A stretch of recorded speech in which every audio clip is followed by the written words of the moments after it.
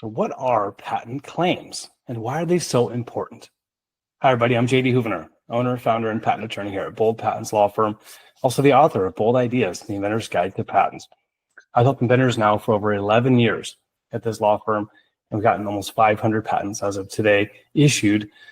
I've got some expertise in this area, and I want to share what I know about patent claims and why you need to make sure you understand what they are and why they're so important. Patent claims, in the end, it's what you own. Sometimes when you look at a patent, if you ever pulled one up, just go on Google Patents right now, type in something related to what you're looking for. You're going to find a US patent. When you look at it, you're going to see pages and pages of written description describing what the product is with lots of cool figures, drawings, and explanations. None of that is what the inventors actually own. In a utility patent, what they own is the numbered set of claims at the very end of the patent document.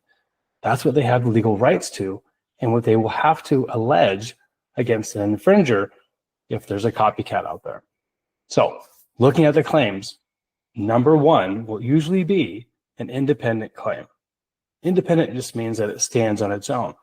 And it's usually the framework for what will become a set of 20 total claims where you've got independent and dependent claims that get more and more specific as the claim scope goes along.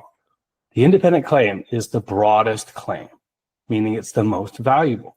And if you start looking at that claim and the elements, the paragraphs, the description of that claim, in general, the longer the claim, meaning the more words that are in the claim, number one, the smaller the scope of rights actually is.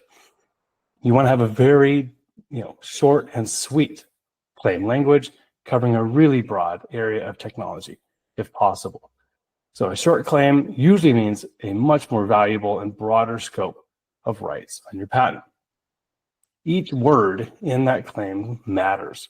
And it really is one of these things that takes years of practice to really understand what words to put in there, how to make sure you provide that inventor as much possible scope of rights as possible. Now, there's lectures and lots of continuing legal education and books written about how to write high quality claims. I'm not going to get into that for you today, but I do want to let you know this is a major area within your patent that you should not ignore.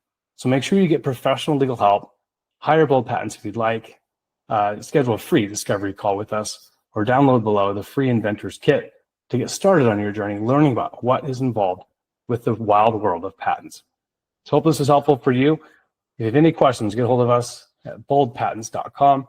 I'm JD Houvener, owner, founder, and patent attorney here at Bold Patents. Have a great day. Go big, go bold.